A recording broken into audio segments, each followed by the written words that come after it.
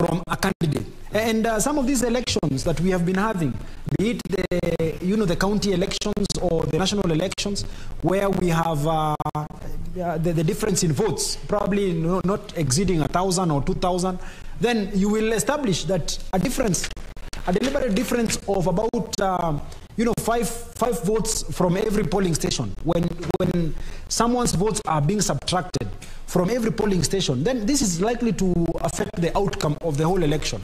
But you see, you must demonstrate as the petitioner, because if you are alleging a fact in court, and this is what the law is all about, that if you are alleging that someone has done something and he has done it deliberately, so that the errors that we are seeing should be seen as deliberate, then the person who is alleging this, the burden to nullify the elections. So really, when we speak about errors in an election, it is not a yes or no that you see, the response to which is going to lead to the nullification of the election. No, it is something that it is a dicey situation. There must be proof that goes beyond the demonstration of those errors. Yes, and of course we can't re-emphasize the fact that we always want to have a free, fair, verifiable and credible election. But before we look at how to strengthen the belief in our electoral system, Vicky, on your side? Yeah, the discussion is still happening, and we are just started yet, right? But for now, let's cross over to Kipnusu himself in Eldoret. Kipnusu, good morning. Yamuneboyo. What's happening from Eldoret?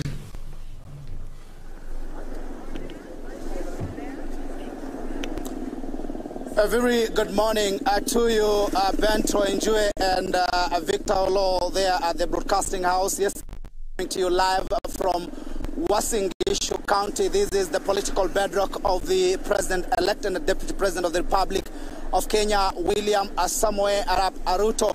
And this being a big day, Kenyans or residents here, the ones I've managed to interview, talk to, they're actually waiting with bated breath the verdict from the 7-judge bench in regards to the presidential petition that was filed by the Azimio la Umoja One Kenya presidential candidate Raila Odinga. Remember that the number of seats was copped by the United Democratic Alliance, the party of William Samoei Arap Ruto, ranging from the governor, senator, woman member to the National Assembly, and the 6 members of the National Assembly, that is 6 constituencies. And just to paint a picture of the expectations as we await that ruling or verdict from the 7-judge bench, I'm joined by a number of residents here to tell us what they expect. Asante sana kujiunga nasi. Unaitwa nani? Pengine kuja karibu hapa, unaitwa nani na pengine unatarajia nini wakati majaji watakapokuwa wanatoa uamuzi wao kuhusiana na kesi ya rufaa ya uchaguzi? Asante sana. Kwa majina naitwa Frederick Koge. Mimi ni mkazi wa Wasingishu, na siku ya leo tuko tunangoja sana yule atakayetangazwa kama president wetu. Tutafurahia sana, na pia mimi naomba viongozi wetu atakayetangazwa huyo ndio wetu. Iwe Raila ni wetu, ni Mkenya. Iwe Ruto ni wetu, ni Mkenya. Sasa sisi kama Wasingishu huku hapa ni bedroom ya William Samoei Ruto, na tunaomba ikuwe ni yeye, na tunatarajia akitangazwa ni sherehe, tutapiga sherehe hadi tutaenda hadi Sugoi. Na hapo tunaambia Mungu asante. Pia wakiamua watarudia kura, hatutakataa. Lazima tuende tupige kura. Na wale wenye hawakupiga kura ile wakati, twende tupige kura. Because wenye hawakupiga kura ile wakati wangepiga, hii maneno haingekuwa. So lazima kila mtu ajitokeze aende apige kura kama wataamua hivyo. Asante. Pengine nipate maoni ya mwingine. Tu hapa, unaitwa nani? Pengine wewe ulipiga kura, na pengine unaona kuhusiana tuna majaji hawa wanapoendesha uamuzi wao, wewe matarajio yako ni yapi? Kwa majina ni Ezekiel Koros, mkaaji wa Wasingishu County, na ningependa kusema ya kwamba majaji hao ambao wameweza kuteuliwa wafanye kazi katika koti kuu, ningependa ya kwamba waweze kufanya hiyo judgment in a good way, na waweze kuonesha kwamba hii Kenya si ya mtu mmoja ama si ya nani. Sisi watu kama Wasingishu tunapenda kusikia ama tunafurahia kusikia kwamba William Ruto ambaye ni mtoto wa nyumbani hapa Uasin Gishu ametangazwa kuwa president, kwa sababu aliweza kutangazwa kuwa president elect, na tungeomba akuwe president wa Kenya. Na si watu kama Uasin Gishu tumechoka ama tunataka kufanya kazi. Tunataka mtu kama president atufanyie kazi, na tungependa kuona hata wakisema tuende rerun tutafanya hivyo, kwa sababu tunajua ya kwamba sisi tulipiga kura na bado tutapiga kura, hatutachoka, tutaendelea hivyo. Asante. Pengine nipate mmoja tu ambaye pengine anaweza kutoa maoni yake. Karibu hapa kaka, uweze kutoa maoni yako. Karibu, naona umevalia jezi ya UDA, inaashiria kwamba karibu tu hapa, usiogope. Toa maoni yako kuhusiana na majaji hawa watakapotoa uamuzi wao. Pengine matarajio yako ni yapi, na pengine ikiwa wataweza kusema kwamba twende kwenye uchaguzi, je, utashiriki? Asante kabisa. Jina langu ni Samuel Biwa, mkaji wa Uasin Gishu. Kwa majaji hawa tunatarajia waamue, watupe kiongozi mwenye tulimchagua. Kwa hivyo hapa ni Uasin Gishu kwa kina Daktari Samuel William Ruto, ambapo wakati wa Uasin Gishu tunatarajia machachi watangaze William Samuel Ruto, na kama si hivyo wakitangaza pia warudia kura, tuko tayari kabisa, tunatokeza kwa wingi tupige kura tena. Kwa sasa ni hayo tu ndio wakati wa Uasin Gishu tunatarajia sisi wote tusherekee hapo baadaye kama wametangaza Dr. William Samuel Ruto the 5th. Asante. There you have it, and Olo. A number of residents are actually exuding confidence that their own son William Samuel Ruto will be his win will be of course the court or the 7th judge bench will uphold his win when they will make their verdict today. And bearing in mind also, a number of them, they are saying they are tired waiting. Of course, they actually participated in the electoral process, and what they are waiting for is to go back to business and continue with their day-to-day activities. And also, as a number of them are saying that if it is Raila or Ruto, well and good. The most important thing is to ensure that the economy has been stabilized and they continue with their day-to-day activities. And of course, from here we are heading to Sugoi. They are telling us that if they will actually uphold the win of William Samoei Ruto, celebrations will be in Bingcho in this particular county. A number of them, of course, are having confidence that William Ruto will be given an okay with that 7th judge bench. From me, Timothy Kipnusu, I hand you back to studio, Bentro Njue and Victor Law. Kipnusu there, although from Uasin Gishu County, that is in Eldoret town, giving us a feel on what the residents there are expecting based on what is going to be the outcome of the Supreme Court ruling that is slated later in the day. Remember, Chief Justice Mahakama said that the day ends at 12 midnight. So I think she was just being smart on that so that we don't keep a lot of expectation. But of course, that notification will come later on that event, at what particular point it will happen. Yes. There was someone there who talked about a lot of people didn't vote, and he said if at all we are going back to the ballot, people should come out and vote. And it's a pertinent question, because looking at the statistics and the audit report by KPMG talked about 22.1 million registered voters. Only 14 million Kenyans voted.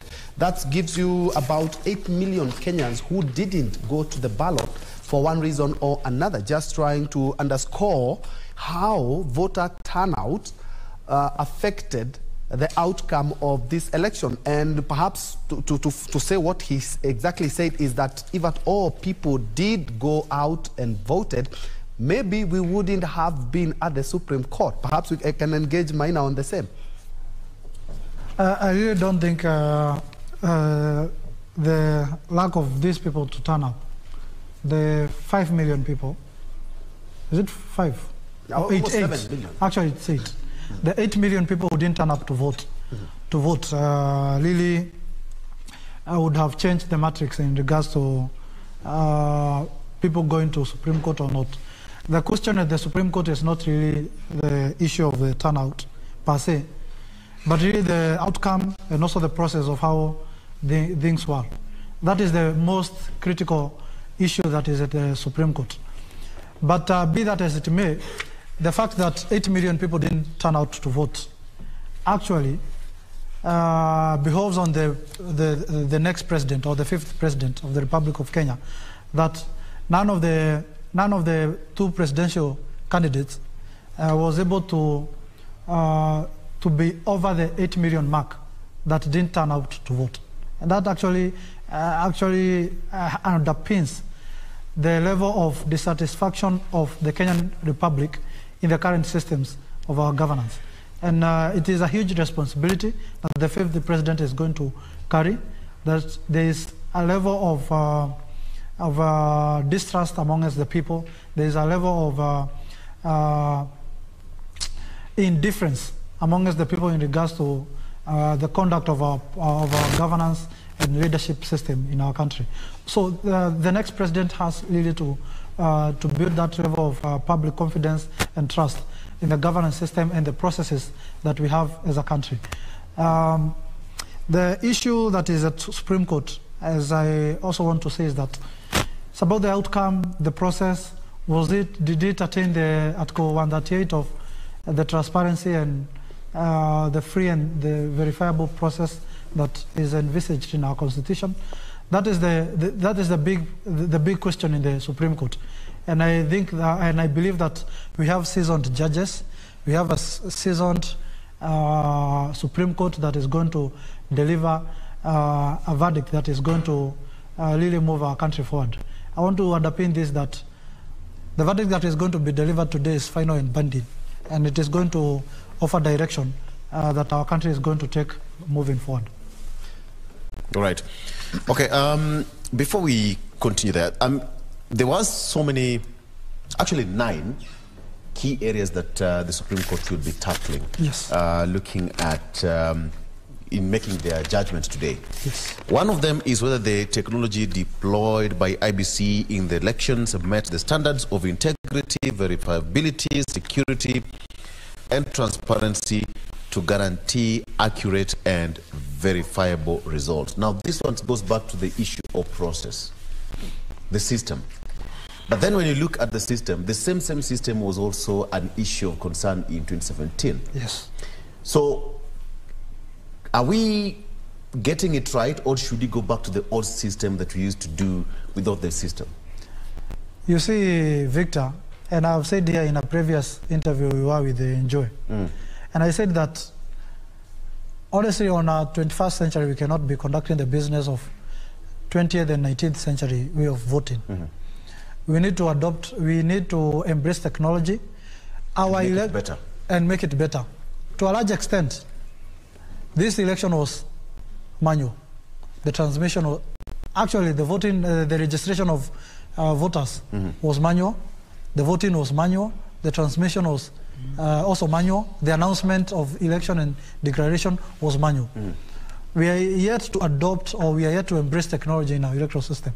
And that's why maybe we are having challenges. To a large extent, the only place that you could find technology in this election was the posting of the results on the IBC portal, and maybe the returning officers or the presiding officers sending these particular copies in pictorial form to the ranking officials within the system. But to a large extent, this election was manual. And let me say, the difficulty with the manual, or the challenges with manual, is that you'll always have challenges in terms of the confidence of the verifiability and the transparency of the system. So, and we also need to remember that the fact that the election was manual means that the human resource was largely involved in the election. So I think these are some of the challenges that are going to be addressed in the Supreme Court, and we are going to find more recommendations that are going to improve our electoral system from a technological point of view. I've been advocating for embracing technology right from the registration of voters level. Because if the registration of voters level, we have to go to our polling station or to the IBC offices to be registered as voters, then it means even the process itself in terms of voting, it will be manual. Yeah. And I've been asking myself, and I've been asking this, Victor, today if I want to send you credit, or if I want to send you money on your M-Pesa, ukiwa this time ukiwa huko Mombasa, na mimi nikiwa hapa Nairobi, you have that confidence in me that I'm going to take your number, put it on my M-Pesa and send you the amount of money that we had agreed upon, or that I want to send you. And if it's 200, it will come 200. It will come 200. If there is that level of trust in our technology in terms of sending money, why can't we have embracing it in terms of voting election? Yeah. or election? Why can't we trust that if I'm going to cast my vote technologically in my constituency of Thika, that particular vote is going to reflect in the National Tallying Center? That is the kind of trust, that is the kind of confidence that we need to have in technology, and that is what we should be adopting going into the future. Okay. Yes. That would be a good point to just bend. I think that would be a good point to, because it's a discussion that we've had here over and over again in terms of embracing technology and deploying, because a lot of even politicians or even guests we've had in studios usually say that, the example of M-Pesa, you know, why are we making it so complicated that at the end of the day it becomes expensive, so to speak, but then the results will be, you know, as supposed to not to be. And Vicky, this is something that I'll take you back to the year 2010. After we promulgated our constitution, the electoral process was supposed to be fully digital. You know? And allow me to disagree with Maina a bit. I would really not call it manual, but I will call it hybrid, because from identification, at least we saw that that was digital and the transmission was digital. But the voting itself, I do agree with Maina that it is indeed manual. This is something that also came up. And the one who did submit this was none other than the Busia-elect Okia Omtata, who is also an activist, and said that the issues that we are having are largely because of how we vote, indeed, and the process itself being more or less like a hybrid system.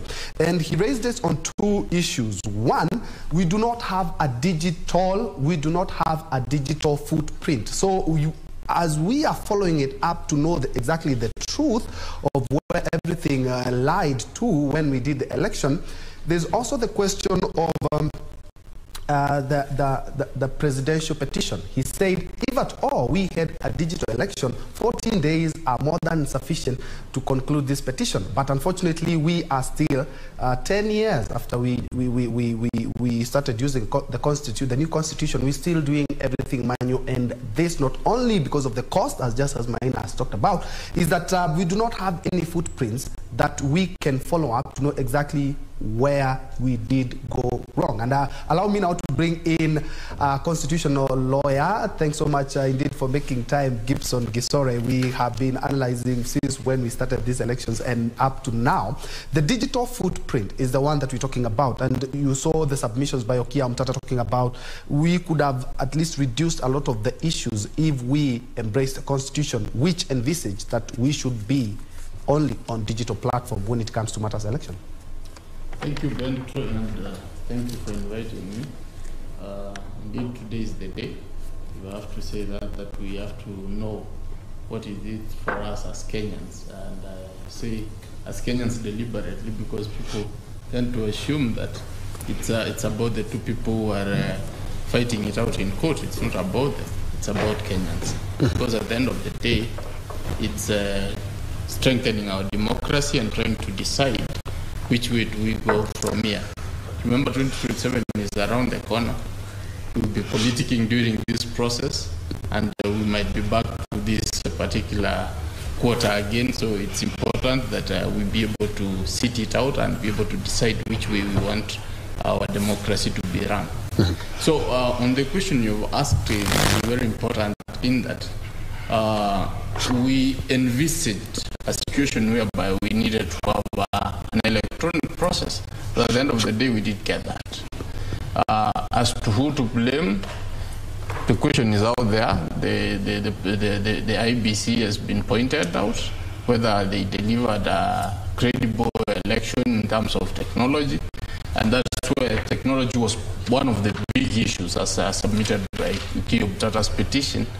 We did see a situation whereby we didn't have that technology being deployed in the manner in which it was anticipated to have been deployed. So we need to ask ourselves whether which way we want to go. It's very important to actually put demarcations. The technology we wanted to have is one which could be able to provide for verifiability, which is very key, and then be able to provide for security and be able to provide for integrity, and is also able to provide transparency. To some extent, we saw something which the IBC tried to do by displaying the uploading of Form 34As, but that cannot be able to satisfy the test of what it is that we wanted to have. At the end of the day, you have seen what happened in court, and there were a lot of problems. These are the problems we need to look at and be able to decide, how do we move next? Are we going to be having a free electronic process? Is it one which is going to be fully encompassed where we have a database? Because there is an issue of the smartmatic people. And this question did come by, I remember us discussing it, the questions which were posed to the commissioners before elections. How do you contract smartmatic people? And then it has proved that they even can't even obey our own orders. You know, that is quite dangerous, and they're actually playing to the fact that there are people who have patents and who have rights over our own data that more even more than us. Yeah. That is quite interesting, and we need to ask ourselves whether is this the way we want to go around the elections time. We need to be giving our sovereignty to other people, and then when we demand accountability, they say, you guys, sorry, provided you contracted us, you have no rights here. You know, that's very bad. That's very sad. Wakili, unfortunately, is that I'm quite sure these are not laws that Smartmatic has decided now, because you're challenging the election and we are the ones who offer the server and the IT technology. Then we are not going to do that. I'm quite sure it was in the blueprint before the IEBC signed on the dotted line. I cannot authoritatively say that it was in the blueprint because I didn't see the contract. It's only IEBC which can tell us, and if they tell us, they could actually explain further why they could have such a contract, given that they are being paid 40 billion of Kenyan shillings money. They could have ensured a better deal than that.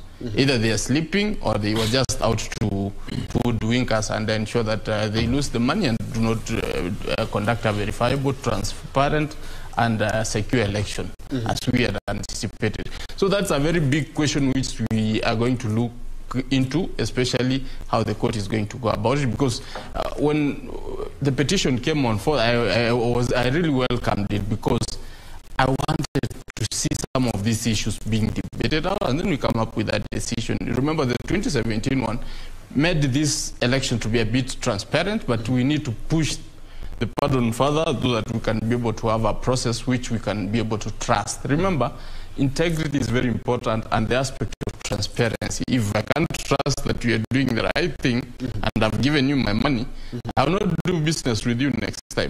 Unfortunately for Kenyans, we seem to have very limited choices when it comes to issues of IBC. We seem to be trusting them with a lot of money. We have so much faith in them, and then they keep letting us down. So it's time we have the court set out some very clear rules. How are we going to go about, especially for me, the issue of our data being out there with a foreign company, which is not believed to be a very good company, because we saw what happened in Philippines. The same thing happened in Philippines, whereby they conducted an election. The election was contested. At the end of the day, the person who won won by even votes which were not for registered voters. So it added votes for people.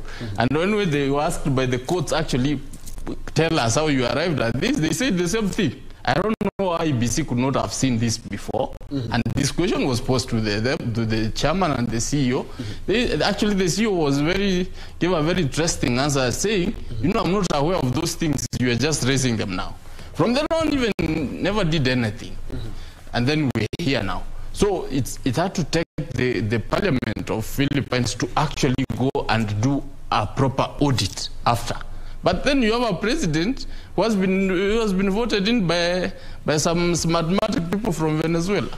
You see, that is the kind of question we need to ask. Do we want to go this way in future? So I think that's very important. For me, I think I would be waiting to see what the judgment talks about in that particular regard.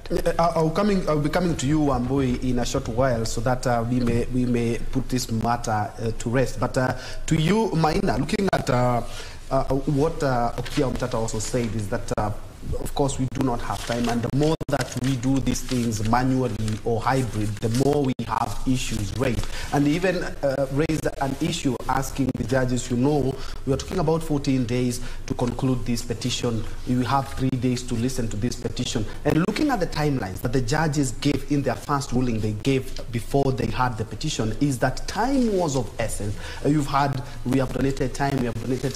But looking at IEBC, the timelines that they have seem always to be having issues, because looking at the ballot papers that came almost just a few days, that's when we realized that we can't do Mombasa, we can't do Kakamega, we can't do Kacheliba, we can't do West Pokot because of some of the issues or errors that could have been identified way early, so that we may have the confidence in our electoral system. And we talked about 50 billion. And if we divide 50 in 5 years, that's about 10 billion shillings each year in matters polls. But unfortunately, we have an independent commission, which doesn't seem to be tightening up these loose ends, that we find ourselves in a company that says that, yes, indeed, we have everything, we have the data, but unfortunately, we cannot give you the nitty-gritties of everything that you're asking for. These are some of the errors that should have been way identified ages ago. You see, Joel, the risk of engaging IBC with a lot of litigations is that they will always have logistical challenges and maybe challenges in the process. I said earlier here that we need to trust the constitutional offices, and the trust comes with ensuring also that those particular offices or the office bearers serve the mandate and the objectives of as envisaged in the Constitution for these particular institutions. But be that as it may, you see, the reason as to I'm failing to understand some of the challenges that have been put forward in the Supreme Court by Azimio is the fact that they have been having 5 years of engagement with the political divide that defeated them in 2017. Honestly, Azimio wing should have pursued electoral justice from the process level when they came into government through the handshake, not really at the twilight of the handshake post-election of 2022, or in the aftermath of the results that have been announced in 2022. This electoral justice and the credibility of the process should have been a discussion right from the handshake level. But now coming to the Supreme Court to seek justice when the results have been announced, I think it is just putting the cart before the horse and believing that the horse is going to drive the cart to your destination.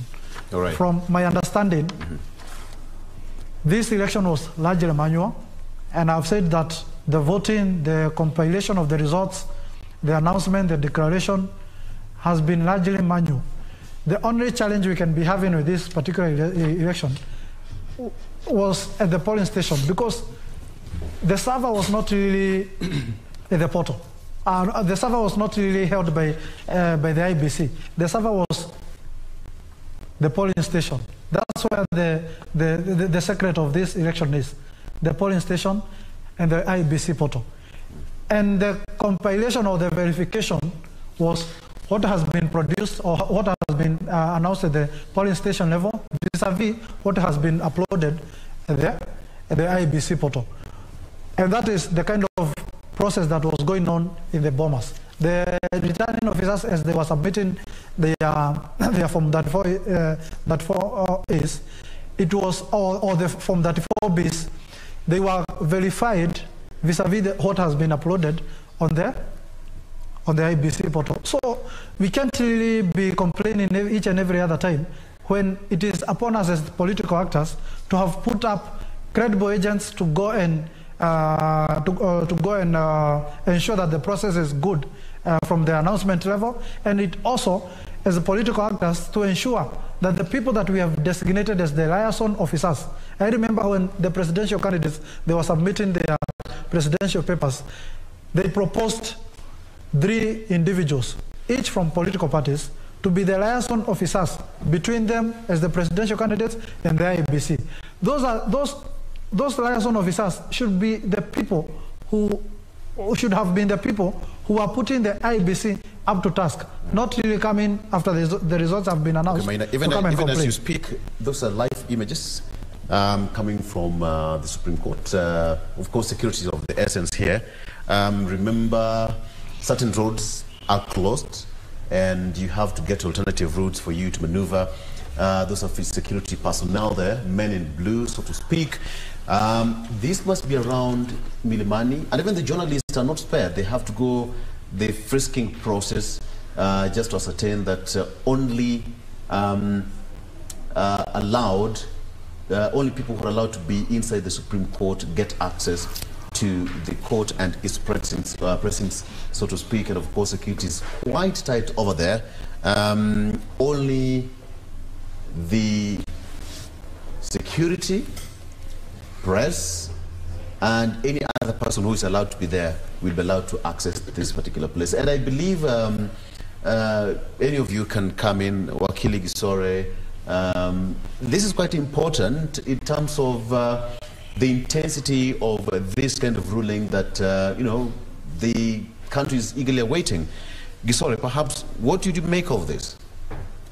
I guess, Victor, security is very important. Yes. Security is very important, especially when we are going to deliver a very important judgment. Mm-hmm.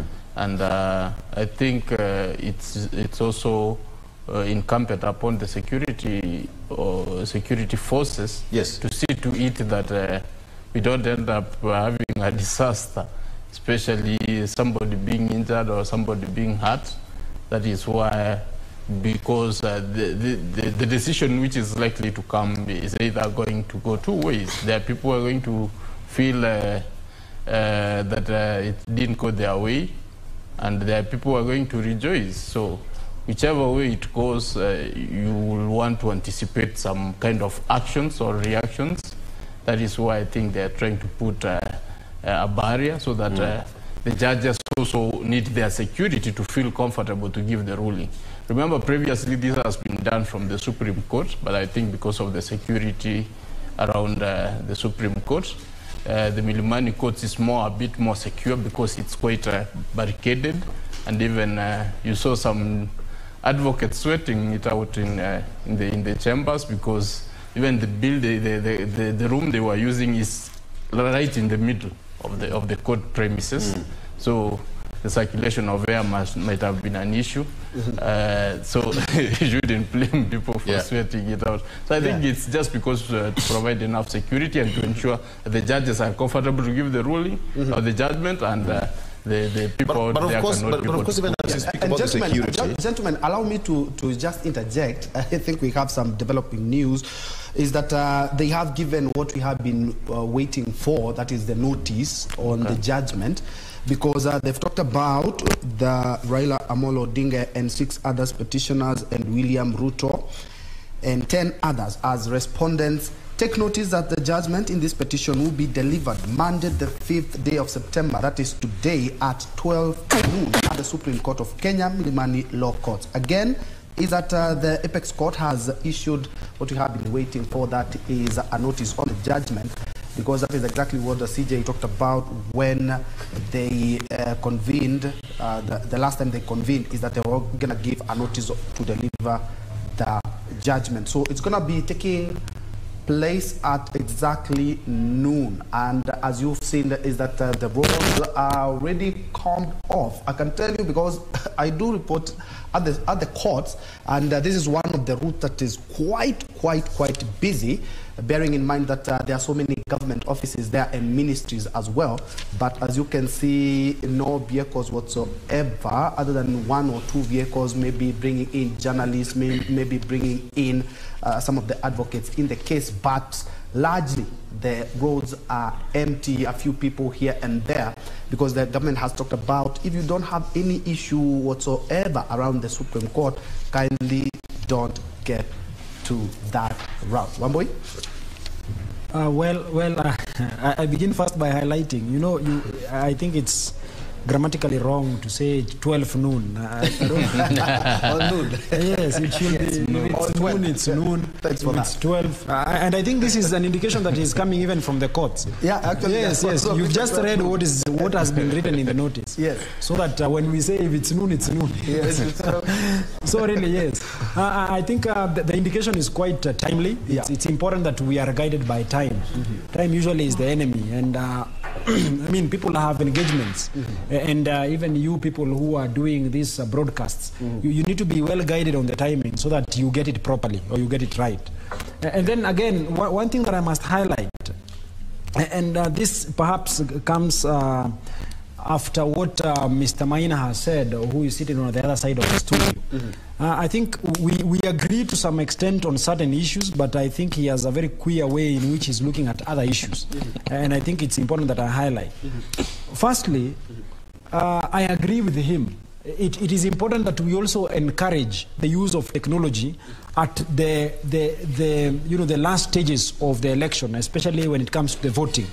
And I have argued it even elsewhere that it is important that we resolve the use of technology at the voting stage, so that we also allow people who have been incarcerated in prisons, we have our prisoners, so that they can also participate meaningfully into the elections, be it in the national elections and even in the county elections, so that you will not have to travel all the way from, if you live in Kajiado and you are a voter in Nairobi, you will not have to travel to Nairobi for you to exercise your right to voting. No, you just need to just get into a booth in Kajiado. Then from the electronic process, you will be able to vote for your preferred candidate or even MCA in Malango Kubo ward or Mabatini ward or Ngei ward in the Mathare constituency. So I think it's important that we adopt the use of technology.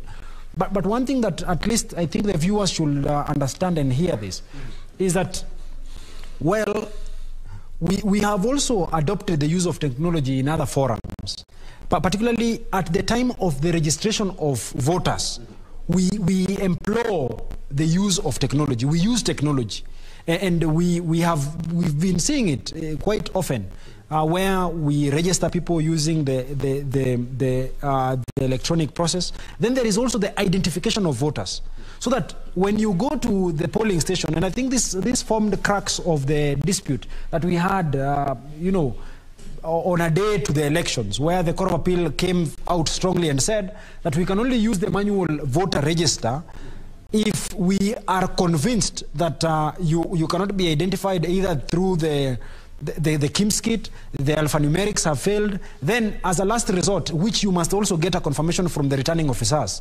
that is the only stage at which we allow the use of the manual system.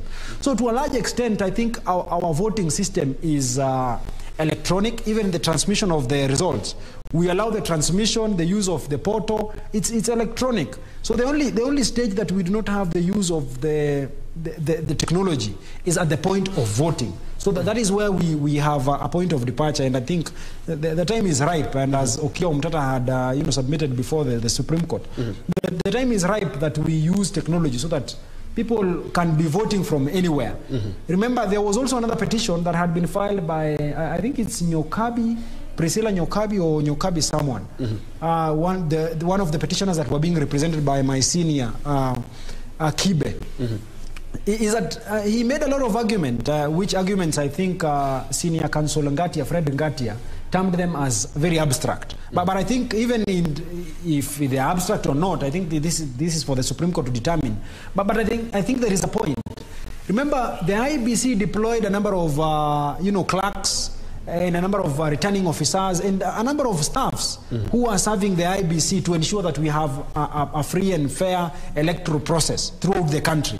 And we had some people who are deployed in other areas that they were not even registered as voters. And they ended up not even participating in the election that they were manning. So to that extent, it also gives a lot of weight to the argument that indeed the time is ripe for us to consider the use of technology in the election. But I'm also cognizant of the fact that it has been argued elsewhere that the easiest way to rig an election is through the use of technology. The manipulation of technology and all that. But I think every good thing also has its disadvantages. So, well, I think at the heart of what we should be experiencing today in Njue is that the Supreme Court will just be, living true to their objective as a Supreme Court. Remember, the Supreme Court in its very design has some unique objectives. It is to ensure that they assert the supremacy of the Constitution and the sovereignty of the people. So that it should not be very easy for the Supreme Court to disturb the will of the people unless it is shown, and of course this we should be understanding from the reasoning of the judges, that there has been a subversion of the will of the people as far as the election of the 9th day of August is concerned. So to that extent, you recall the Supreme Court, the first call is to preserve the sovereignty of the people.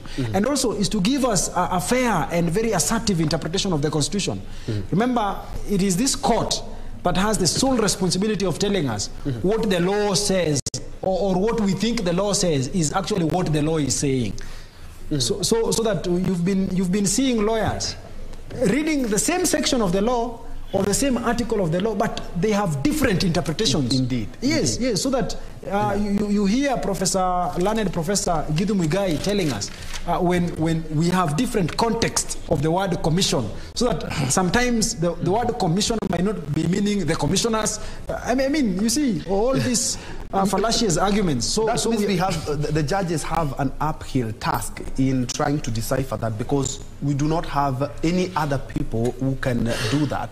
And unfortunately or fortunately, the Supreme Court is the apex court. So the constitutional interpretation is what will stand. Indeed. But there is one thing that we must be at the lookout. Remember, on a number of occasions when the Supreme Court has been invited to declare some certain sections as unconstitutional, it has wringed its hands. It has refused to make those declarations, saying that the people or the court that has the first original jurisdiction or the first authority to declare certain sections or certain regulations as unconstitutional is the High Court.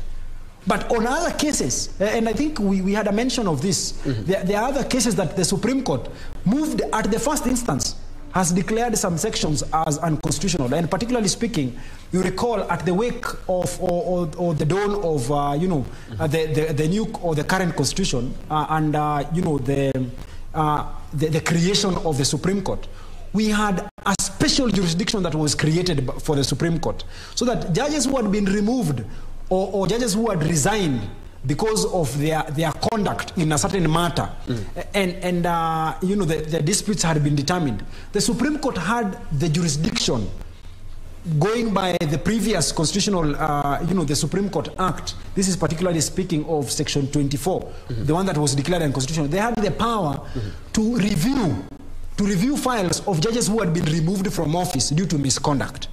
But now, I think it's the year 2013 or 2015, 2013 or 2012 there, that the Supreme Court came, sitting as an appellate court. It actually declared this section as unconstitutional, and yet this section had not even gone through, debates or arguments before the High Court and the Court of Appeal. So really, it's a wait and see for me, especially when it comes to the invitation for the court to declare some certain sections or regulations as unconstitutional. Yet those arguments have not been made before the High Court. So really, I think we are living in very interesting times. And one thing also that the citizens must know is that we might, you know, we do not know, we might experience a situation where we have a divided court also, so that we have 4 or 3 against 4 or 5 against 2. And it's a good thing because we've seen that happen in the BBI case. Yes, and the other case that the court has had the chance to listen to. Yes, it's a good thing. It's a good show of democracy.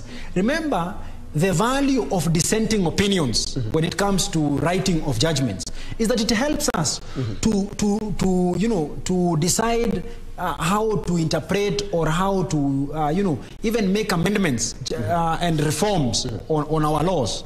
So that is the value of dissenting opinions. Really, they might not have any value when it comes to the final outcome, but really moving forward, they will have some certain value. And this is something that the court, that the people should be expectant of, and recall that the reason why the Constitution has proposed for an uneven number, an odd number of judges, is so that when there is a stalemate, it is very easy to break the stalemate.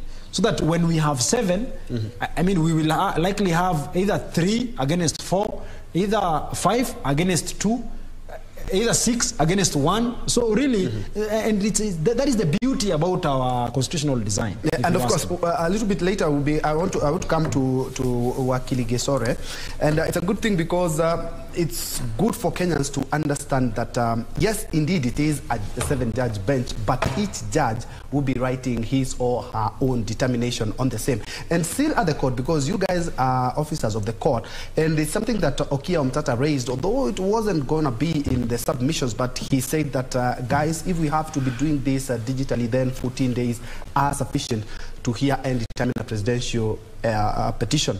But looking at the time constraint, when this was filed, the petition was filed, the judges, the key point they talked about was a matter of time. They had to strike out some of the petitions, they had to consolidate some, and allocate very strict timelines. And Okia, in his submissions, he talked about if at all we're going to be doing it digitally, then 14 days are sufficient. And if we are not going to be doing it electronically, then 14 days are not sufficient. I would like to pick your mind on the same. Wakili. Thank you, Ben Troy. I think what Okia was trying to raise is a very important aspect which we need to rethink about, because if we were to do this thing technologically or using technology purely, 14 days are even more actually, are even more, because by the close of the polling stations, at least by 12 we have the figures general, because just populating automatically, and that does not take time. So the issue is Kenyans do not trust each other. Wakili Shadraki has raised a very important point that the easiest way to steal an election is through technology. We have Americans still complaining. I saw one American commentator in actually Fox News, if I'm not wrong, actually raised the issue that, you know, Kenyans are brave enough to actually tackle issues which affected the election. But while here, we had Russians actually hack into our election process, manipulate the results, and we're not even comfortable talking about that. But then even I think I saw somewhere in the American process, I think 12 Russians have been arrested in relation to election offenses. So that means the trust the trust deficit we have in this country is actually not only in Kenya but everywhere else. I've told you of the scenario in Philippines. So then, if we're going to go technologically, the way Okia Omtata is saying, we need to be assured that this is going to be a foolproof process, whereby I don't need to start doubting that IBC could be playing games with my vote, or my candidate is actually going to be played at the end of the day because of elections, because of technology. So that is something which we need to walk ourselves through step by step, and we can start now. Once we start now, we assuage our fears that indeed this is going to work. Then we can. Wakili will tell you that in the LSK election, we do it electronically. You're in court, you sit and you vote. Even the system is not ours. It's actually some other professional body's system. Of course, we had issues around that, but when we asked them for an audit, they came and explained themselves. They said, this is what we do, 1, 2, 3. Then we were like, okay, you guys do your thing. So we have been able to actually take the credibility of an electoral process as advocates because we have asked questions and they have been answered. So it's until we ask Chebukati and team or IBC the questions which we want to ask for a technology process and they answer and we are satisfied, we will be able to give them the green light. But as long as Majanu will be telling us, you know, I'm not aware, those things I'm hearing them now. It means the man did conduct a process of audit or what is it called? Before you give a tender, there's a process you're supposed to do to determine whether indeed the people we are giving, they're correct. You need to know their history. If they could have done the history of Smartmatic, I'm using Smartmatic because that's the center of this, we could not be having so many issues. But when you are told right from the word go before election that this company you have contracted has a very funny history, and you go ahead and say, actually, I'm not even aware of that, but still we are going to do this. How am I going to trust that this process is going to be a clean one? And then at the end of the day, we are here discussing about the same. So Oki is raising a very good point, but as Kenyans, what is key is to assure our fears that nothing wrong is going to be happening or no games will be played with the results. And I would like to get your feel on, I think I'll get some sentiments from Maina before we go to Wamboi, but I'm informed that, Vicky? Absolutely. And on this particular end from your screen, you can see Serafina Robbie already on standby to give us an update on what you should expect. Oops, Serafina, not yet ready. All right, we'll get back to Serafina once we get ready with that. All right, let's cross over to Serafina Robbie to give us an update. Serafina, habari asubuhi, good to see you. To this particular end, I know a lot is happening around the Supreme Court and it's pressing. So far, we've seen security heightened. Could you please just give us the sight and sounds from that particular area of the capital city?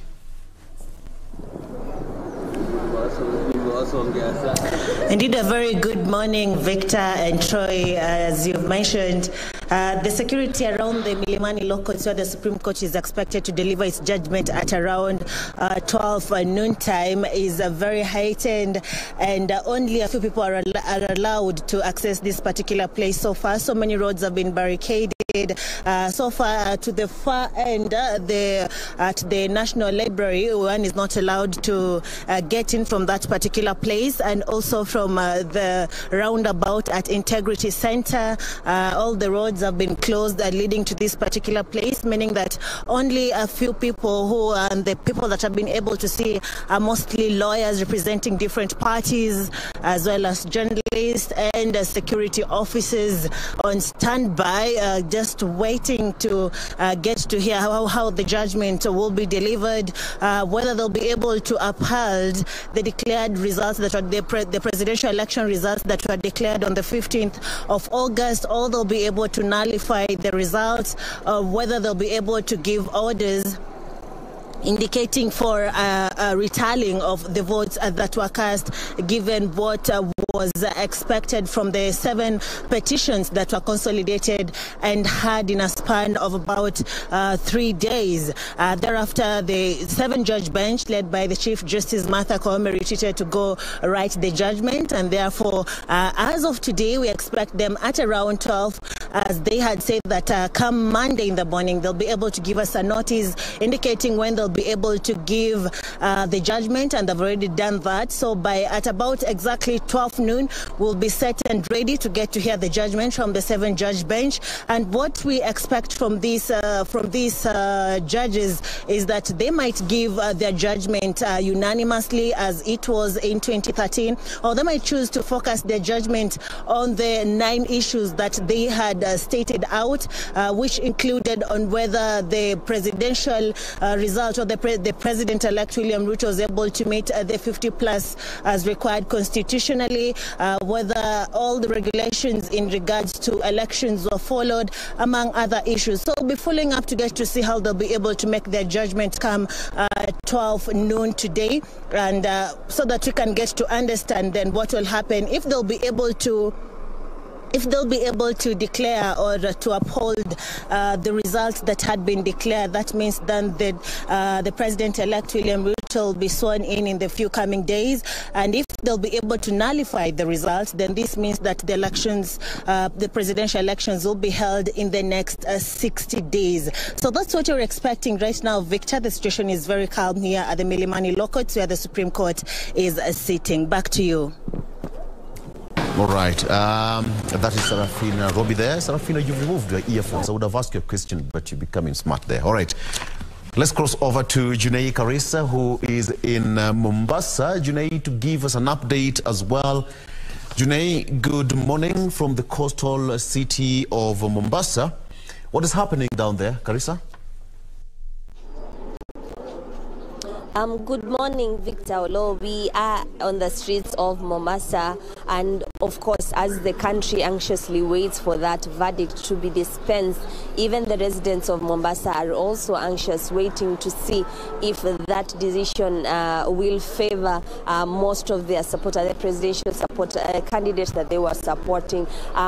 During the August 9th elections, after the pronouncement by Chebukati, Mombasa County did not witness any celebratory activities majorly, because it is perceived as an ODM stronghold. So the fact that Raila Odinga was not declared the winner, of course you'd see that Mombasa County did not enter into a celebratory mood. So perhaps today, if the decision by the court is nullified, is upheld from the petitioner's side, then of course maybe this county can enter into a celebratory mood. But let me not preempt what these residents might say. Let me just engage a few of them to just give me some of their expectation, even as CJ is expected to give a definite ruling later on in the day. Tuambie jina lako na tuambie matarajio yako.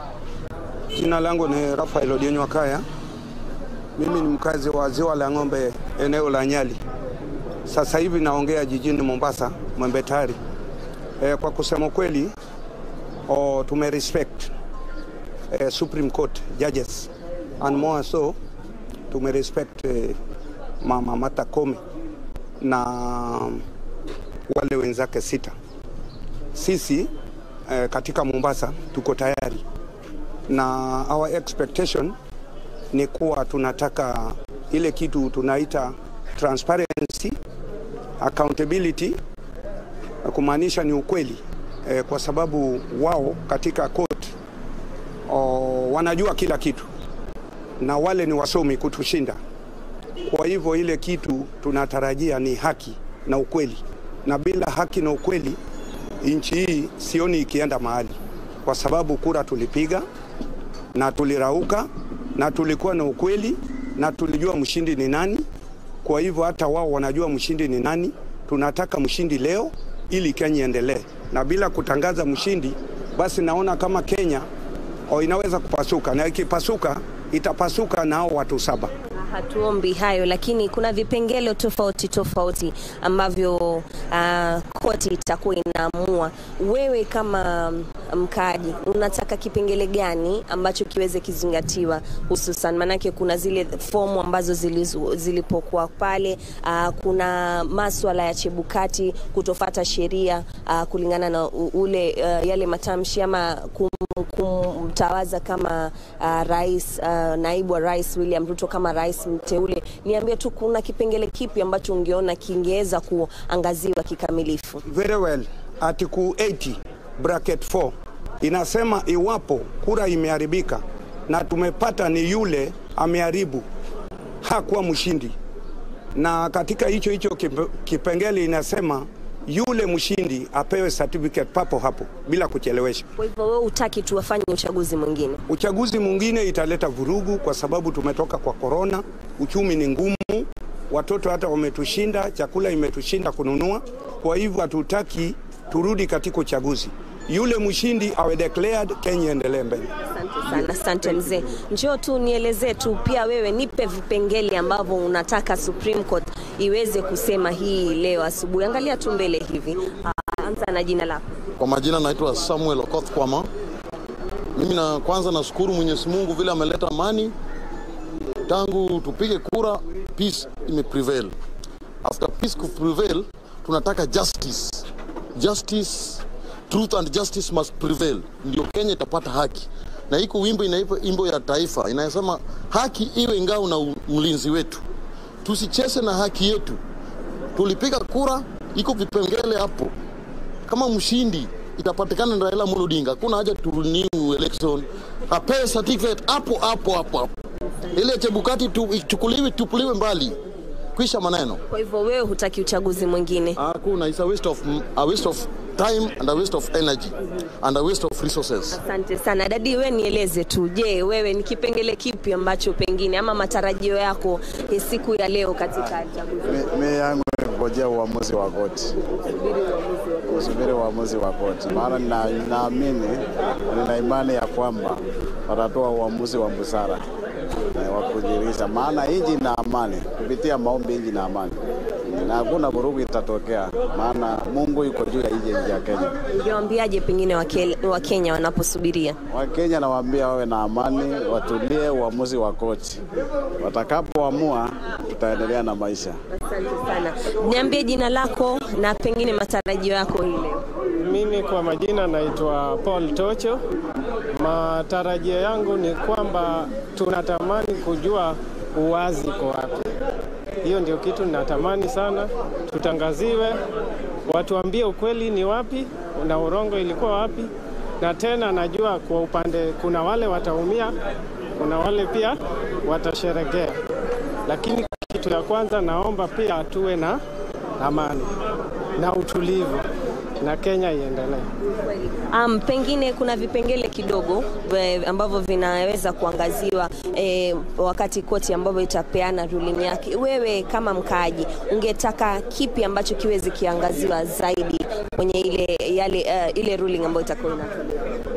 Kwanza kwa hii ruling kitu ningependa tena kama hao majaji watatuambia in case kama itakuwa nullified, ni IBC ndio wataendelea hii IBC ama kutakuwa na tume nyingine ambayo itachaguliwa kuandaa hii uchaguzi? Because kama itakuwa nullified, sisi hatutakuwa na uaminifu na IBC. Na lazima iende, na sasa hao ndio watatuambia which process are we supposed to take. Na pengine uhamasisho wako kwa Wakenya ama wakaaji wa Mombasa wanaposubiria ruling hiyo?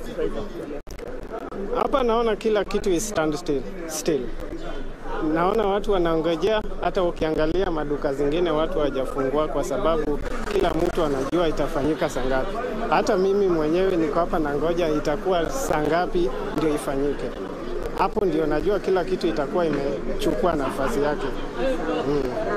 Asante sana. Hayo tu ni Victor Olo. Those are just some sentiments of the residents of Mombasa. It is an anxious mood really, and of course we have not seen many business premises opening up as they would, because at 8, as soon as 8 o'clock, most businesses are usually open in Mombasa County. It is expected, some of their sentiments are expected, seeing that ODM is a major stronghold in Mombasa County. They are anxious. They are waiting for the ruling of the 7-bench judge. One thing they are saying that they do not want a rerun. Number two, they want the announcement and the pronouncement by the court as to who won, so that the country can move forward. Number three is a clarion call for peace, even as we wait. And we are following up with this day's events. Hopefully no major incidents, of course, will be reported, but the security apparatus are on high alert. So Victor Olo, I'm handing it back to you in the studio as I continue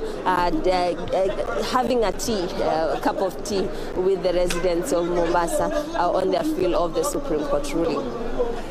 Carissa, talk of tea. I can see some two gentlemen taking their breakfast behind you there, making us feel so hungry in the studio. But just a quick one. How is the business situation in the coastal town of Mombasa, basically, in 1 minute?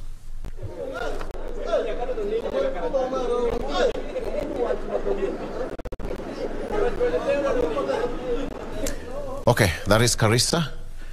Junei from Mombasa County, give us an update on what is happening. Of course, I'd love to ask the gentleman, the learned friends, in Article 80, bracket 4. What does that say? Gisore? That was quoted. Article 80, bracket 4. Subsection 4.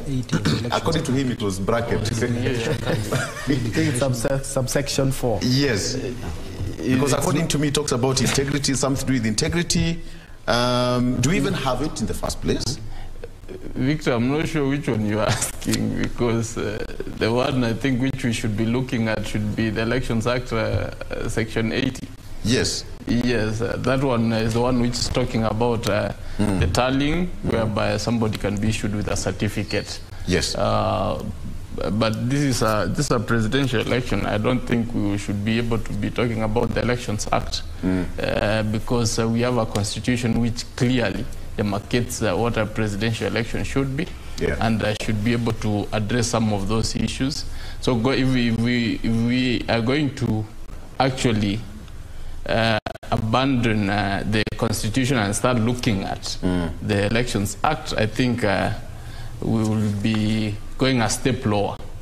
For the other elections, it's allowed, but I don't think the presidential one, we are supposed to be looking at the Elections Act. Yeah. There are some areas we can look, but not tallying, because tallying, how do you start retallying across the country? It's like conducting another election. So it's as good as nullify that one, just do another fresh election. Yes, that's, I think, the most important. Still on that, perhaps, Vicky, there's something that has been raised by one of the guys. Ignore where sometimes they are mentioning some of the laws that are not in existence, but there's something that has been raised by one of the guys that Junei has been able to interview, and asking, yes, they're keenly following up, and we know very well it's either annulling or affirming, but they're talking about, okay, so if we are going back to the ballot, are we going back with this damaged vehicle that is IEBC? That was a pertinent question to me. I think that was a very valid question from that concerned Kenyan, because from where I stand, if this election is annulled, or if we are asked to go for a rerun, then from the submissions and the petitions presented in court, the fingers were pointing at Chebukati and his commission. We have a section of the commission already saying, we're not interested in this job. This work was shoddily done, and we can't take ownership of these results, and they were quite opaque. So there's a sense in which I see that these commissioners could actually not be even interested in their job, for starters. Secondly, we have Chebukati, who has been accused of a lot of things. If the election is annulled, is on those things. Once that is actually given as a judgment of the court, then it means Chebukati is not fit to run that particular office. And the commission itself does not seem to be in a position to run this election. There's also another very important issue which we need to look at. Once Chebukati is out of the commission, we don't have a provision where we can have one of the commissioners jump to be the chairman. Or we don't have a provision in that particular nature, because the provision which provides for chairman is very specific, that the chairman has got very distinct qualification aside from the commissioners. no other commissioner can be able to fit in his shoes. I think for administrative purposes within the running of the IBC we can do. But if we are going to go into an election, presidential election, there is a very distinct role which is meant for the chairman. From where I stand, I think we will be going into a constitutional conundrum whereby we'll have to sit and start asking ourselves, did we think this process through where we gave a chairman some very special power? You saw that being litigated in court, and the aspect of what I think Wakili Shadrack has tried to allude to, the advocates for the IBC were trying to raise that, you know, when you talk of commission, you don't mean commissioners. When you talk of such things, and then the chairman, you're not talking about, no, those distinct roles. We need to decide the housekeeping process around the presidential election is very important for us to determine and be able to come up with a clear roadmap that can we be able either to have an amendment to that so that if a chairman messes or we need to kick him out for some reason, we can quickly have an alternative and be able to go into an election. But now, this is going to be a tricky process for continuity purposes if the election is ordered for a rerun or a fresh election. Once those things are issued, then the court should be able to tell us what is the way forward on that particular issue of the chairman, because if he's indicted or if he's found culpable, then I think we'll be in a very tight spot. Yes, and let me also get Wambui Shadrack's opinion on the same, because looking at one of the issues that has been raised, first of all, let me cross over to Victor, but Wambui, when you come back, we will try to see exactly what this guy was talking about.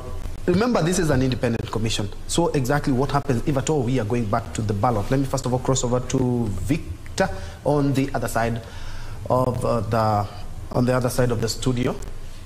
All right.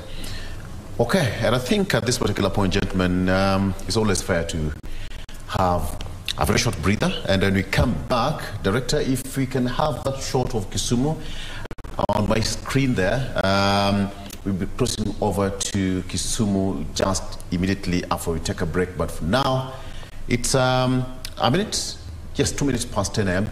Let's take a quick break. When you come back, we're still going to continue with this discussion. We'll be right back.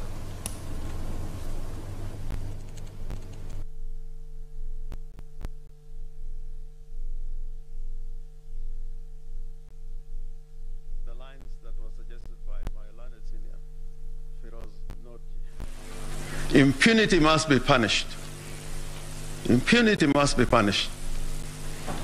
And impunity unpunished breeds arrogance. And arrogance leads to arbitrary exercise of power.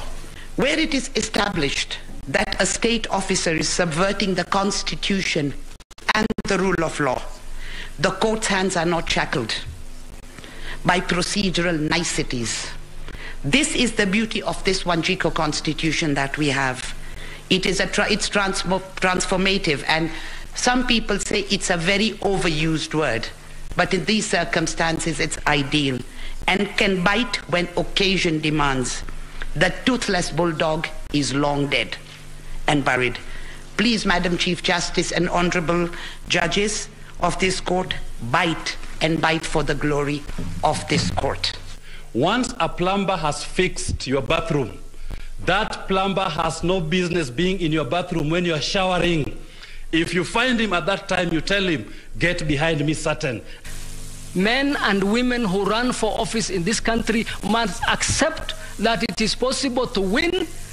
Indeed, it is even more likely to lose, because typically an election involves more than two people, and the chances of the losers being more than the winner are very high. Until we accept that, we are going to be harming the country, we are going to be harming our institutions, we are going to be hurting independent institutions and individuals who work in those institutions. Kenyans who give a lot, ask for nothing, and get to be denigrated in the hallowed halls of this court. A shout from humble origin ought to aspire one day to be a Chief Justice of this country. A child of very humble origin ought to aspire to be a top surgeon in this country. I say all this because in all fairness, unless we show hope and opportunity to all, then we'll be missing an important aspect of our growth. Considering that there is an entitlement is to engage in an illusion. That illusion ought to be replaced by reality. Reality is that it is voters who make their choice. And once voters have made their choice, let us inculcate a culture that my brothers and sisters on this side are now used to. We walk to our court, we may think the law is on our side, we may think we are entitled to victory, but we accept the verdict of the court because much as we may think we are eloquent litigators, the final word is always with the court. An election is an event. You're going to the ballot, you're going to cast your vote, and you're hoping that your vote counts. We shouldn't be in a position where we hope that our votes count. We should be in a position where we know our votes count. The court appreciates very deeply in that any order has consequences, and those consequences must be consequences that can be contained in our democratic and constitutional process. The Supreme Court cannot act in vain. It cannot act so as that the judgment should read like a learned legal article. The Supreme Court always acts so that it can defend democracy and the rule of law and constitutionalism in a practical and enforceable way. The sanctimonious, self-righteous, pompous pontification of the so-called four commissioners are an afterthought. They are a complete and total afterthought, and should be seen as that. Because of the deficiency of trust in this country, ballot ballots can only be opened on the eve of the elections to avoid a situation where IEBC is accused of having interfered or in any way manipulated the ballot papers. When we make these allegations in our election petitions, perhaps we need to also ask ourselves if we have done that which the law contemplates of us. Whoever has ears, let them hear. The Supreme Court has shown us that you can also be a quote-unquote learned friend by quoting the Bible. An impressive Supreme Court session characterized by quotes, terminologies, and metaphors that left keyboard warriors for once rethink about their self-imposed title, the Keyboard Warriors. And whoever can type, let them type. So the sanctimonious, self-righteous, pompous pontification. What are you saying? What is he saying? I am tweeted. Now this Supreme Court proceedings will school many. Sasa amikas curini mnyama gani? John the Baptist, yani hamjui lakuna ni nini but mmenyamaza na mko sawa. Ha, laughing emoji. With the great battle came the great humor. Now we might want to further interrogate George Oraro's statement about Marjan Hussein, who walked into what exactly?